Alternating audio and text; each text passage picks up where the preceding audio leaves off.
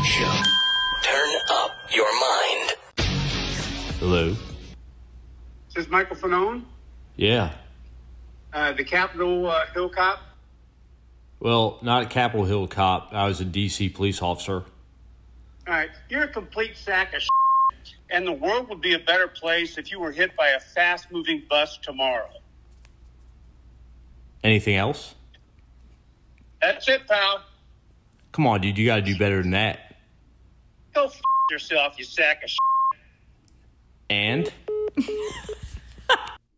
Yeah, so that's how the Back the Blue crowd treats police officers now, and it's all coming home to roost. Kyle Young of Iowa will spend more than 7 years in prison for his role in the attack on injured D.C. police officer Michael Fanone.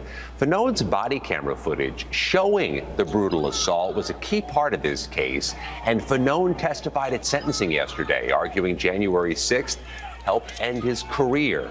Federal Judge Amy Berman Jackson, in issuing the sentence, described Kyle Young's actions that day as some of the darkest acts committed on one of America's darkest days. Meanwhile, jury selection resumes this morning in one of the highest profile Capitol riot cases. 5 accused Oath Keepers, including founder Stewart Rhodes.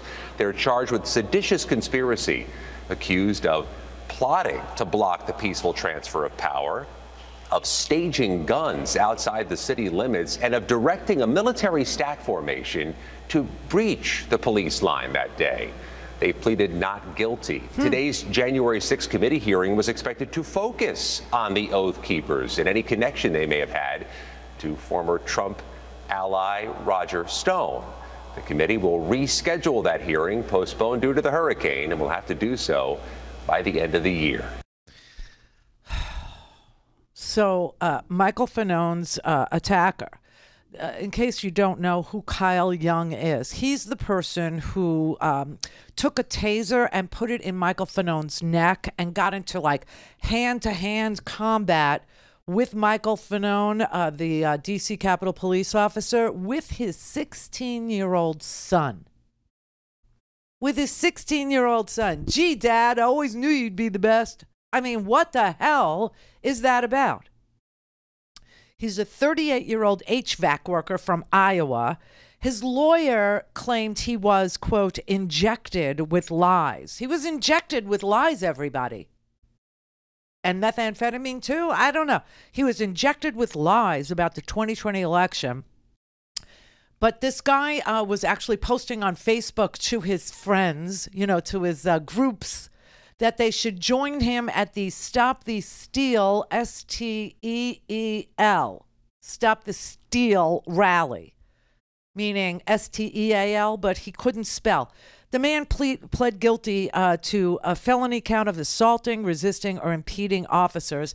He admitted that he had used a strobe light to disorient police, helped throw a large audio speaker at police, grabbed Fanone's wrist when the mob abducted Michael Fanone, made contact with another officer who eventually was also abducted by the mob, and did it while being trailed by his 16-year-old son, who was right there when another officer, Danny Rodriguez, was tased by another MAGA fanatic who used it to electroshock Fanone as well in the neck on January 6th.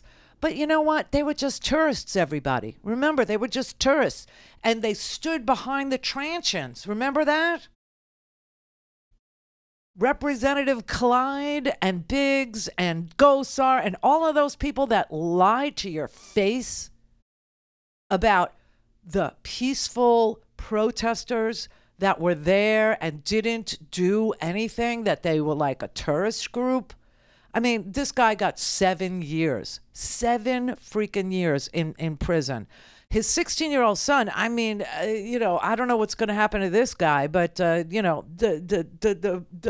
officer that his 16-year-old helped attack, Morris Moore, they dragged Morris Moore into the mob and he testified that it reminded him of the film 300, which is a zombie movie.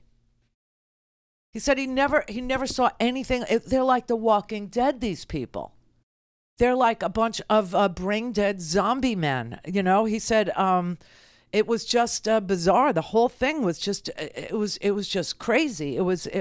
So anyway, Michael Fanone said that when he was in court, you know, he was in court yesterday for the sentencing, and he told the story yesterday about how they had all asked the judge for leniency because they were so sorry. Even though this guy who got 7 years, he's been racking up felony convictions, you know, his whole life, okay? His whole life. And Michael Fanone wanted to see him get 10 years. He got 7, which is what the prosecutors asked for. But anyway, he told the story yesterday about how he was in court, and they were all saying to the judge, "Oh, we're so sorry. You know, I thought that, you know, I was doing the right thing, but I'm embarrassed now. You know, whatever punishment you give me, I accept. I probably deserve it. If I could take it back, I would," Mr. Young told the court, adding, "I'm not proud of what I did. It eats at me every day." That's what he told the court. And then the same family members that were pleading for leniency because they were saying how remorseful they were told Michael Fanone that he was a piece of dung, except they used a different word. I think the Judge Jackson, was understanding of, you know, what I've dealt with as a result of my participation in the defense of the Capitol on January 6th. And when I was walking back from the podium delivering my victim impact statement, an individual who was seated with other relatives of Mr. Young stood up and called me a piece of shit. He was quickly escorted out of the courtroom and then out of the court building by the U.S. Marshals.